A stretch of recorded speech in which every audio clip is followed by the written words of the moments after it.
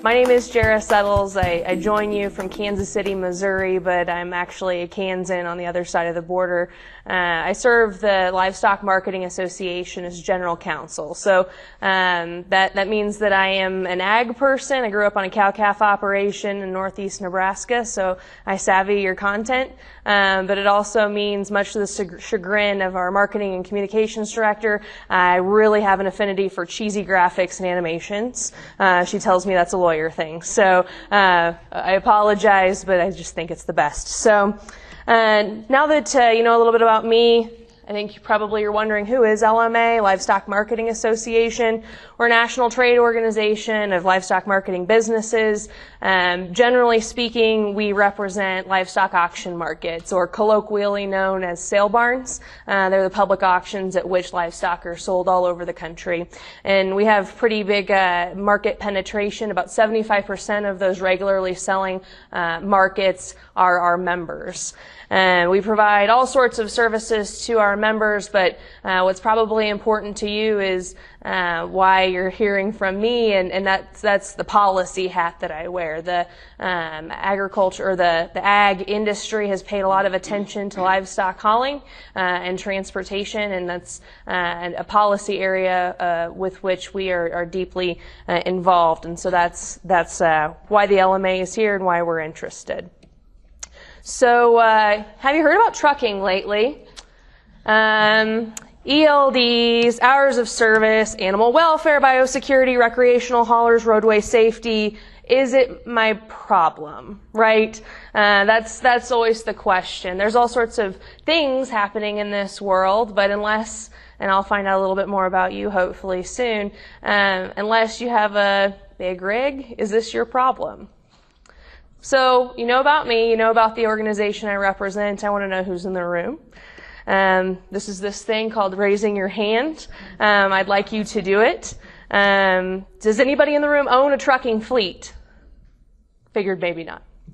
Anybody own one commercial motor vehicle? Okay, very good. Anybody a veterinarian? Good job. Anybody already heard this presentation before on a webinar? Gluttons for punishment? Yeah, that's good. I like it. Anybody here from an association staff? Yep, me too. Anybody own or operate a livestock auction market? Yeah, good job. Anybody own livestock or horses? Care about them? Would you like to transport these animals or sell them at some point? Yep. So livestock transportation matters more than just to the folks in the back of the room that own large vehicles. So when we're talking about livestock transportation, let's first talk about what's not new. We hear about all sorts of things coming at industry and impacting industry, and a lot of this seems new, but let's talk about what's not new and how that interplays with what is new. And I promise I'm slated for 55 minutes of content, followed by 3 people whose names end in DVM, and only allotting them 30 minutes of time. I promise you that will not happen. So lots of time for them. But we'll try to get through this and answer any questions at the end. So what's not new? Hours of service rules. Basically, these are the rules by which haulers of any type or kind have to apply, not just livestock haulers, but if you're hauling TVs, t-shirts, or trout, these are the rules of the road. So you can only drive for 11 hours at a time. Point A to point B, 11 hours of drive time. You can only have a 14-hour on-duty time, 11 of which can be spent driving, the other 3 hours loading, unloading, waiting, whatever, interacting with law enforcement. And at the end of that 14-hour on-duty time, or 10 hours of drive time, you have to take 10 consecutive hours of rest. So I woke up in Kansas City, Missouri this morning. Well, I woke up in Leavenworth, Kansas this morning, actually. Flew out of Kansas City, Missouri to come see you fine people. I promise you, I did not get 10 hours of consecutive rest last night. Did anybody in this room feel shortchanged and not able to focus and operate themselves in the heavy vehicles that they came here in safely without 10 hours of rest last night? No. So that's a lot of time. That's a lot of time off duty. That's a lot of time to be hanging out at a truck stop, doing whatever you need to be doing. That's a lot of time. And that's generally kind of the problem, if you will. Being pulled over on the side of the road for 10 consecutive hours or at a rest stop, especially if you're hauling livestock, is a problem. Part of the rule for most everybody other than agriculture is these 30-minute rest breaks. I mention it just so you know it exists, but in reality, it's not really our problem. And then a 34-hour restart once you get to the end of your work week, which is 60 to 70 hours, depending on kind of how you're operating your clocks. So a 34-hour restart. So those are the rules of the road. So what's that? If these have been in existence for better than a decade, why do we care about them all of a sudden, right? Well, there's these things called electronic logging devices, ELDs. And if you pay any attention to anybody's social media that has a horse and cares about moving them, you've probably heard somebody complaining about these dang devices lately. So what's all the hubbub about it? So the original deadline, or the deadline for everybody other than agricultural commodity haulers, was December 18th, 2017. ELDs themselves are not new. These devices basically record those hours of service that we just talked about, which were originally recorded on paper, and have been for forever. Basically just moves all of that into an automatic recording system that's got an infrastructure and an interface with the engine of the truck. And it just captures time and distance and location, some of them, depending on your software, automatically. That's all it does. There's been some bigger trucking companies that have had these Tattler boxes, if you will, for many, many years. But now it's mandatory for every commercial motor vehicle that you see on the road today. Should have one unless they're an agricultural commodity hauler. So everybody's got one as of December 18th, 2017. We have a waiver from the Federal Motor Carrier Safety Administration, the FMCSA, a branch of the Department of Transportation, until June 18th of 18. This is actually the second waiver of its type. And basically that applies to livestock, or applies to all ag commodity haulers. So if you're hauling corn, soybeans, butterflies, whatever you want to say is an agricultural commodity, you are exempt from the ELD mandate until this summer. If you are one of the special subset of those agricultural commodity haulers that are hauling livestock or insects, honeybees, you actually have an exemption from the ELD mandate until the end of fiscal year 18's budget. And I have the date of September 30th up there. Anybody that pays attention to how Congress works, have any faith in getting a fiscal year 19 budget passed before fiscal year 18 expires, is an optimist. I will bet you dollars to donuts that probably keeps getting extended. But that's the deadline as of now for livestock and insect haulers. So why do we care about these ELDs? All they do is collect the same data that the paper logbooks collected. What's the big deal? They're just a device, right? So number one, think about the person who is operating a livestock hauling vehicle, bull hauler. Technology is maybe something that they're not as comfortable with. These are digital. They interface with a truck. I always ask, does anybody in the room still have a flip phone in here? I see your head nodding. I see you back there. Anybody know somebody that's involved in agriculture that still uses a flip phone? You betcha. Yeah, they're reliable. I know it. I'm not worried about it. And Big Brother can't find me on it, right? Same kind of mentality. Folks are comfortable with the paper logbooks. They know how to use them. They've used them for a long time. And this new technology that they're not comfortable with is confusing to them. And I get it. They're not any safer. Safety advocates have been the push behind the ELDs. Just as I said previously, they're not doing really anything different. They're recording all of the same information. It's just easier for law enforcement to detect if there's problems or look at the data that it's collecting. But it doesn't change the amount of time people are on the road. It doesn't change the amount of time that drivers are resting. It's just a different collection point.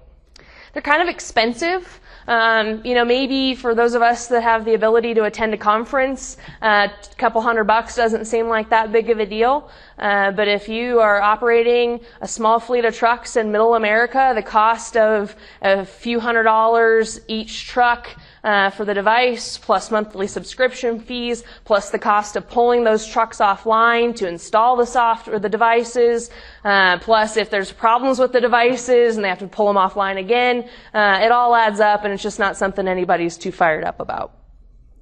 Further, they're just not designed for agriculture. I'll tell you guys a little bit more about some of the nice things that we have for ag in terms of hauling exemptions, etc. But these devices are all based off of a very simple specification that comes from the agency. You just have to meet these baseline specs to be compliant, and then boom, I am an ELD manufacturer. I am self-certified. Come and buy my devices. If they're at the end of the day not all that compliant, hopefully you find out. So that's the other part of it. Those devices are just kind of a baseline, and they don't accommodate for those specific agricultural exemptions. So that's why there's the pushback on the ELDs. Beyond that, and I don't put it on the slide, but they detect technical compliance issues. If you are 1 minute beyond 11 hours of drive time, there it is. Paper logbook, you maybe don't see it. Maybe you don't even care if you're a law enforcement officer that somebody's technically a minute over their time, or they're pulling off of an on-ramp and into a rest stop and they're a couple minutes over, but the devices see it, the devices know it. So who needs one? Everybody's thinking, these are all just for big rigs, right? Just that sweet 86 Pete. Well, actually, commercial motor vehicles. Commercial motor vehicle is defined as any vehicle that weighs over 10,001 pounds. It's rated at over 10,001 pounds. Anybody drive a 1-ton pickup? That's a commercial motor vehicle, if you're using it for commercial purposes and crossing state lines. Even I've got a little half-ton Chevy Silverado, and if I were to hook it on to the right kind of trailer, I might be starting to put it over the edge too. So that's not just big rigs, if you will, that have to have these ELD devices. Basically, the baseline is that if you're currently using a paper logbook, you're supposed to have an ELD. The problem arises when people start figuring out that maybe they should have been using a paper logbook and they didn't realize it, and now they need an ELD. So that's where the rub comes from. So, question, anytime we have a rule, who is exempt, right? Anybody that uses has a 1999 year model motor or older. So not the body, not the chassis, not, anything else other than the motor has to be a 99 model or older, and you're ELD exempt, but you still have to use paper logbooks. And basically the reason for that is they had to draw a line somewhere. The technology is not going to interface with every vehicle. They drew the line at 99, and all of a sudden, magically, 99 model motors are really valuable today. So that's that. You also don't need to have an ELD if you only operate 8 days of every 30. And that becomes a particularly helpful little rule when we talk about ag haulers. If you're a t-shirt hauler or whatever, this is more likely to apply to you, or maybe not be as helpful to you. But if you're an ag hauler, especially a local ag hauler, this gets to be particularly helpful. So if you're hauling twice a week and only leaving your general area, maybe you can fall under this exemption and you just need to use paper logs.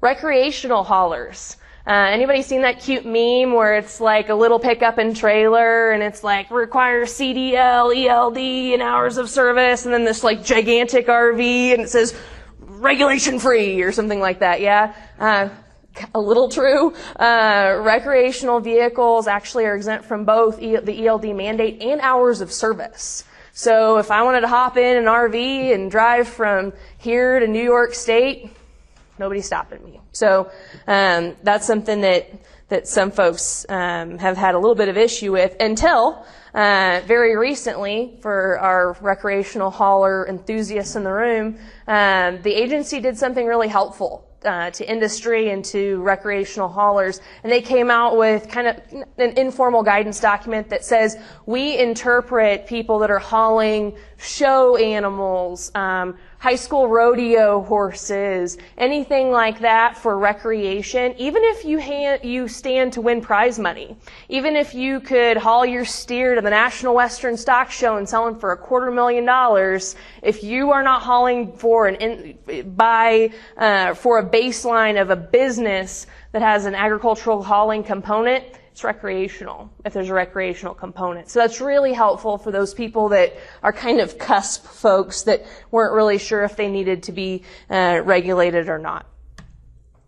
And then covered farm vehicles, and we'll kind of come back to those covered farm vehicles because there's a little bit more information there, probably more information than you ever wanted to know. But those are also exempt from the hours of service with some caveats. So while we're on the topic of covered farm vehicles, commercial driver's licenses, CDLs. I get so many calls from people saying, "What's this ELD mandate? Why do I need a CDL now?" Those are actually two separate things. We're just paying attention now to the fact that you need a CDL. If you have a vehicle that has a gross weight rating of more than 26,000 pounds, you need a commercial driver's license.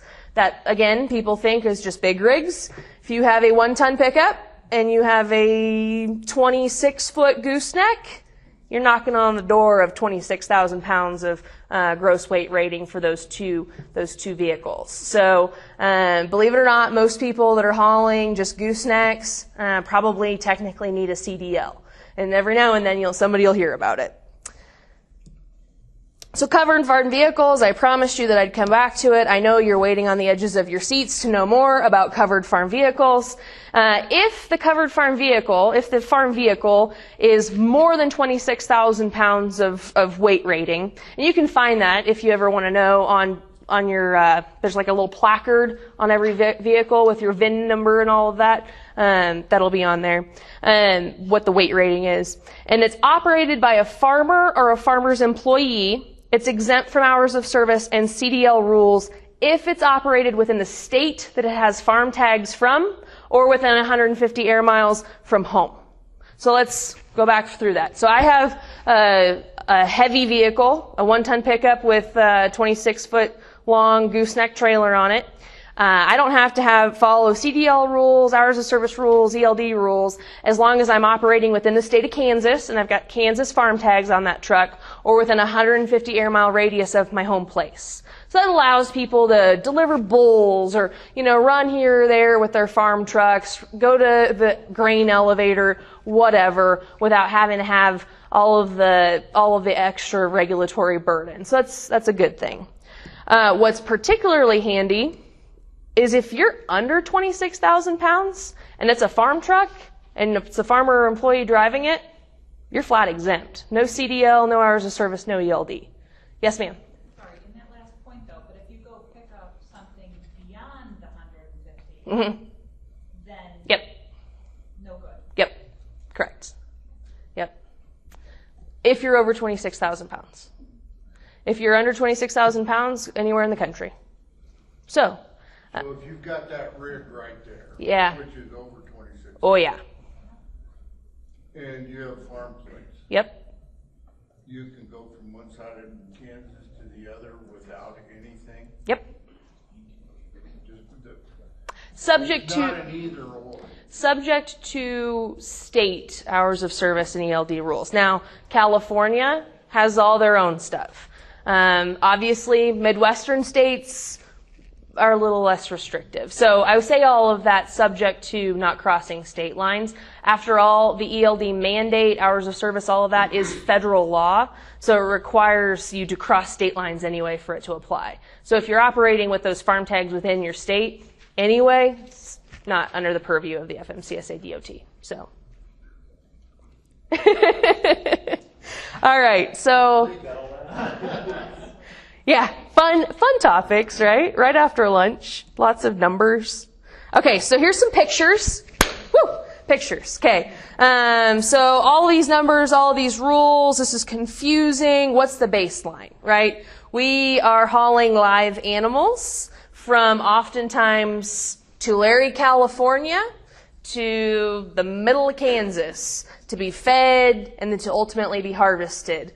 I'm sure those of you in the room are well aware livestock are born all over the country, but they tend to move to the middle of the country to grow and be harvested. Unlike what some of the folks at the agency asked me, no, we do not move them by rail anymore.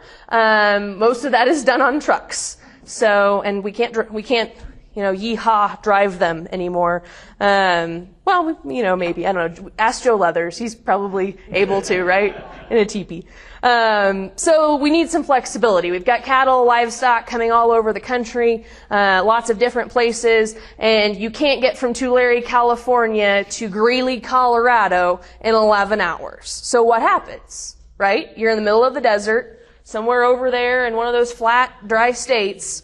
What happens? So you park and you just let them stand there for 10 hours, right? In the middle of the heat with no air moving, pot full of steers, right? No. You let them out and you hay them on the interstate. No. Yeah. If you've got the right reader, you can. You find your local livestock auction market at 3 a.m. who is more than happy to host your livestock, for which they're not insured, and they are not there to unload, and they're not taking a commission from. No. Oh, and these things, those ICVIs that you guys find so important, they don't contemplate these stops. They don't contemplate the fact that livestock are getting halfway to their destination that's contemplated by those movement documents and then unloaded at some pen system that doesn't exist and then all sharing waters with each other. And then everybody gets back on and none of that's accounted for. So we have a problem, right? We have a need for flexibility. So we've got this nifty coalition. Here's some of my cheesy graphics, right? Lots of the kind of big industry players, Farm Bureau, NCBA, Pork, obviously LMA. I always make the joke, if you think that pulling over for 10 hours with a pot full of steers is a problem, imagine if they could fly away. That's why the honeybee people care, the aquaculture people care, everybody cares. If we're moving live animals, they want to move them. So we're all at the same table, which I think is really great and really productive. So here's some good stuff we already have. I'm all doom and gloom and we're unloading deads and we've got cattle on the side of the road, but here's some good stuff that we've already got. Here's your millennial Facebook like from the last presentation. We've had 2 90-day delays of enforcement for agricultural commodity haulers. 90 days, 180 days, what's that mean? I mean, that's nothing, right? What that should indicate to you in the changing landscape of ELD compliance and trucking and all the power players that are at the table about trucking, regardless of whether they're hauling livestock, but more probably t-shirts, TVs, and whatever, we're the only industry that got a break on this. The only one. Nobody else got to hold off on the ELD mandate. Everybody else had to be compliant. So what that should tell you is that coalition is doing something and the agency is listening, which is great. And it's because people like you all are picking up the phone and saying, hey, we have animal welfare concerns. We have biosecurity concerns. We want to do the right thing, but we need to follow rules that are followable.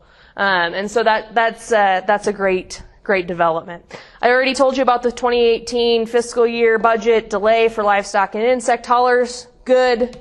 We are actually exempt from the 30-minute rest break provision that I mentioned earlier. Again, I told you it was a piece of the law you didn't really have to pay attention to. That's why we're exempt from it, which is really handy because what was happening is drivers would get to a place where it would be hot and not really a great place for them to pull over, and they'd have livestock on the trailer. And I know 30 minutes doesn't sound all that long to a lot of laymen, but I challenge you to go into the upper deck of a pot in the middle of the summer and touch the roof and see how you feel about standing there for 30 minutes. So those trucks have to keep moving.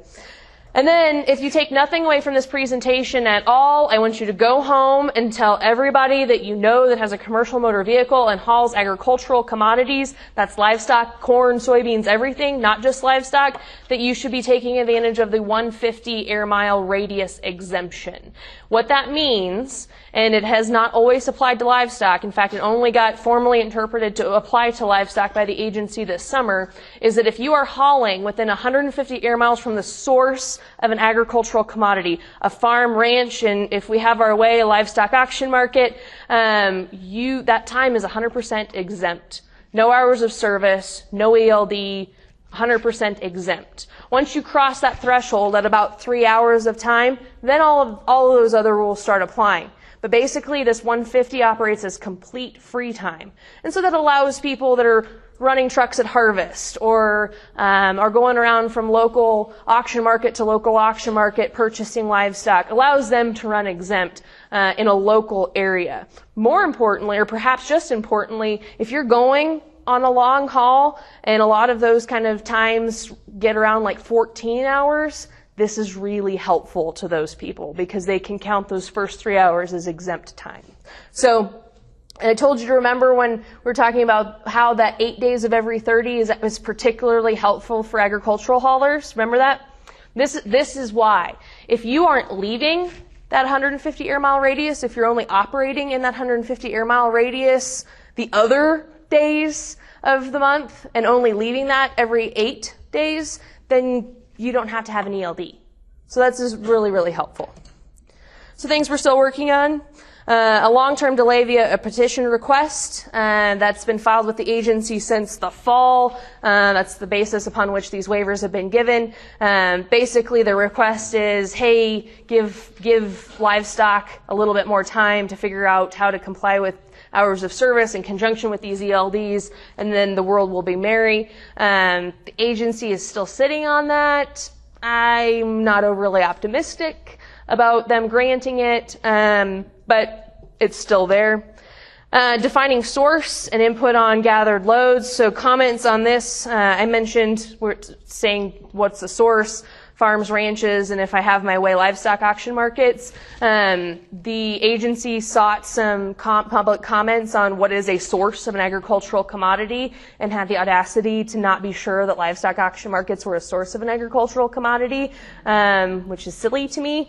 But hopefully that guidance will be forthcoming. The other piece that I think will be helpful from that is, so it's really clear if you back up to a market and you load a pot full of steers and then you drive, that's the source, right? What if, though, you live in the southeast and you pick up 5 head and 10 head and 5 head and 10 head and then you head out? Where's the source?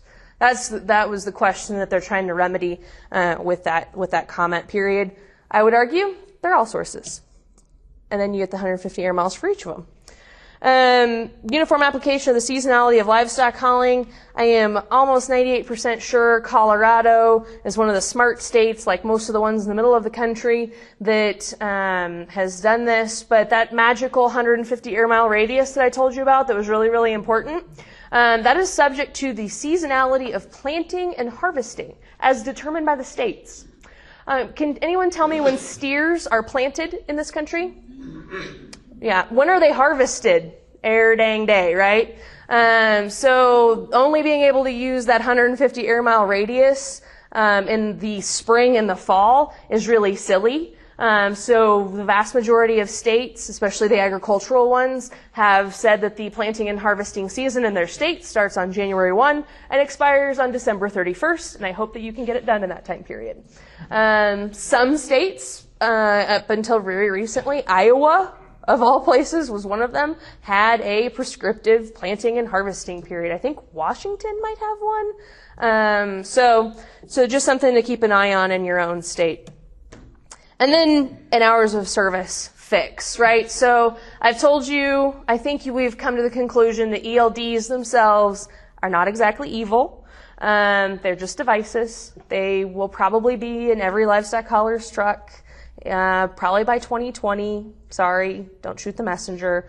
The underlying problem, though, is those hours of service, that we just can't get livestock where we need them to go in 11 hours of drive time. So we need to fix the hours of service specific to livestock haulers.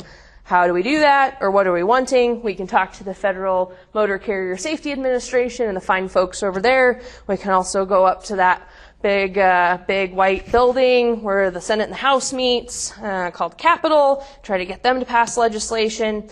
We're kind of taking a shotgun approach and trying everything. But basically we'd like to see a long haul program where you can get from Tulare, California to Greeley, Colorado, and once you get there you just rest a little bit longer, rather than having to stop for 10 hours in the middle of it. You get there and then you take a big rest. That's kind of the concept of that. A better accounting of rest. Here's where the rules don't make any sense. So if I hop in a car and drive from Denver, Colorado to Leavenworth, Kansas, it's like a 9-hour drive, 8-hour drive, and I get sleepy halfway there, and I pull over and I take a nap, cool. If a truck driver, a commercial motor vehicle operator, is driving for like 6 hours and they get kind of sleepy and they pull over and take a nap, it actually goes against their hours of service on duty time and their drive time. So they are incentivized to push through fatigue and thus be less safe in order to comply with the rules, which I think is kind of stupid. So we'd really like to account for that rest time, because rest is rest, and let people take advantage of resting when they're tired, because there's limitless sleep studies that demonstrate that's better. I'd like to see the 150 air mile radius apply to the backside of a haul. Flatly, we just need more drive time. We just need more time to get livestock where they need to go before they die on the truck. That would be the underlying goal. So I promised I wouldn't go too terribly long. I hope that I have not lied to anyone.